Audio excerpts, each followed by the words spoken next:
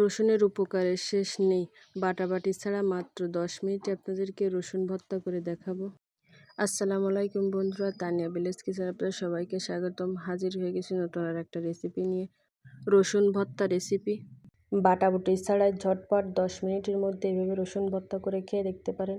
আর এখন যেহেতু সিজন পরিবর্তন হচ্ছে, সবারই কম বেশি করে জ্বর হচ্ছে, এতে করে মুখে রুচি থাকতেছে না। এক প্লেট ভাত কিভাবে খেয়ে ফেলবেন তা নিজেও টের পাবেন না। রসুন ভর্তা করার জন্য আমি এখানে ছোটো সাইজের রসুন নিয়ে নিছি। আপনারা চাইলে বড় কোয়ালা রসুন নিতে পারেন, এতে খোসা ছাড়াতে খুব দ্রুত হবে। আমার যেহেতু দেশি রসুনই আছে, এই জন্য আমি এই রসুনটা নিয়ে নিচ্ছি। এই রসুনের কোয়াগুলো আমি প্রথমে ছাড়াই নেব। ছাড়াই পরিষ্কার করে নিয়ে তারপরে আপনাদেরকে দেখাই দেবো।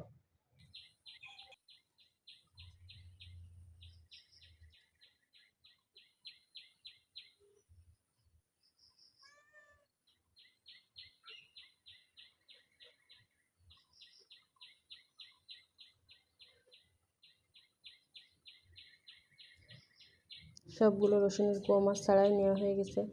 দেখুন একদম পরিষ্কার করে নিচ্ছি।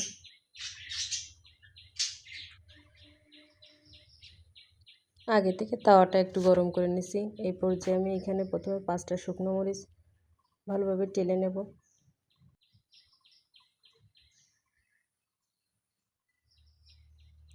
টেলে নেওয়া হয়ে গেছে। এই পর্যায়ে আমি এটা উঠাই ফেলতেছি। এই একই কড়াইতে প্রথমে আমি হালকা একটু সরিষার তেল দিয়ে দিচ্ছি। এর মধ্যে এবার আমার সেই বাইসে রাখা সেই রসুনের কোয়াগুলো সব দিয়ে দিচ্ছি।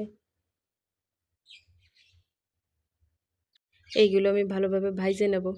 একটা জিনিস, বড় কোয়ালা রসুনের ভাজতে যতটা সহজ, ভাজতে গেলে তার থেকে বেশি সময় লাগে।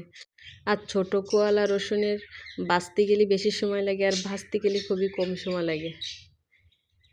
কে কে জানি না এই জিনিসটা লক্ষ্য করেছেন? আমি কিন্তু অবশ্যই এই জিনিসটা লক্ষ্য করি। এই জন্য আমার কাছে ছোট কোয়ালা রসুনগুলো বেশি ভালো লাগে। আমার ভাইজে নেওয়া হয়ে গেছে। সবগুলো রসুন ঠিকভাবে সিদ্ধ হয়েছে না আমি একটা দেখতেছি। সবগুলো রসুনই সিদ্ধ হয়ে গেছে। এই পর্যায়ে আমি এটা উঠাই ফেলতেছি।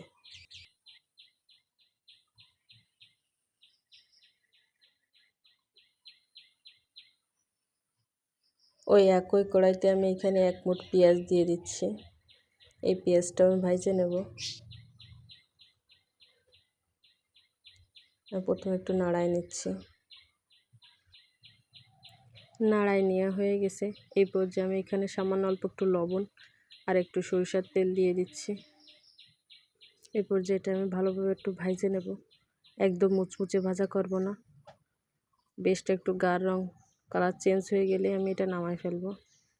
হয়ে গেছে আমার ভাজা, দেখুন কেমন কালার হয়েছে। এই পর্যায়ে আমি নামাই ফেলতেছি।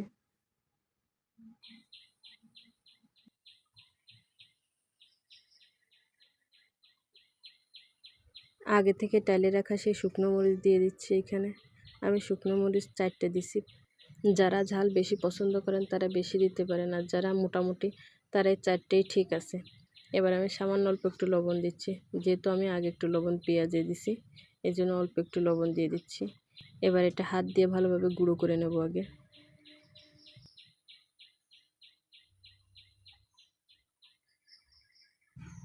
আমার গুঁড়ো করে নেওয়া হয়ে গেছে। এবার রসুনগুলো সবগুলোই আমি এবার চটকায় নেব।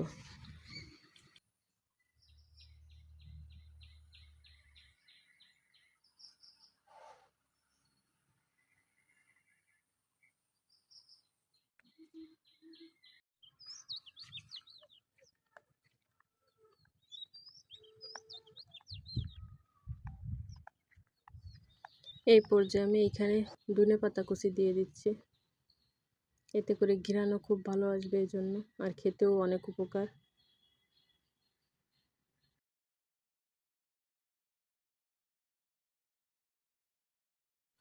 সবশেষে আমি দিয়ে দিচ্ছি সরিষার তেল।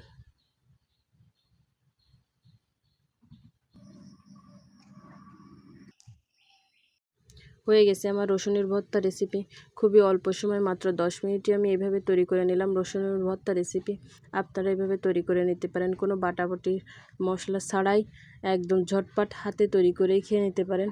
আর এখন যেহেতু সিজন পরিবর্তনের সময়, খুবই জ্বর হচ্ছে কম বেশি সবার, মুখে অনেকেরই অরুচি হয়ে গেছে। এভাবে রসুনের ভর্তা দিয়ে 1 প্লেট ভাত কীভাবে খেয়ে নেবেন তা নিজেরাও টের পাবেন না। এতক্ষণ আমার সাথে থাকার জন্য অসংখ্য ধন্যবাদ। আর এখনও যারা ভিডিওটা দেখতেছেন চ্যানেলটিকে সাবস্ক্রাইব করে নিয়ে দ্রুত সাবস্ক্রাইব করে আমার পাশে থাকুন এবং অল বাটনটি অন করে রাখুন পরবর্তী ভিডিও দেওয়ার সাথে সাথে যাতে পেতে পারেন, এবং একটা লাইক এবং কমেন্ট করতে অবশ্যই ভুলবেন না। আবারও দেখা হবে নতুন কোনো আইটেম নিয়ে। ততক্ষণ আপনারা ভালো থাকুন, সুস্থ থাকুন, নিজেদের যত্ন রাখুন। আল্লাহ হাফেজ।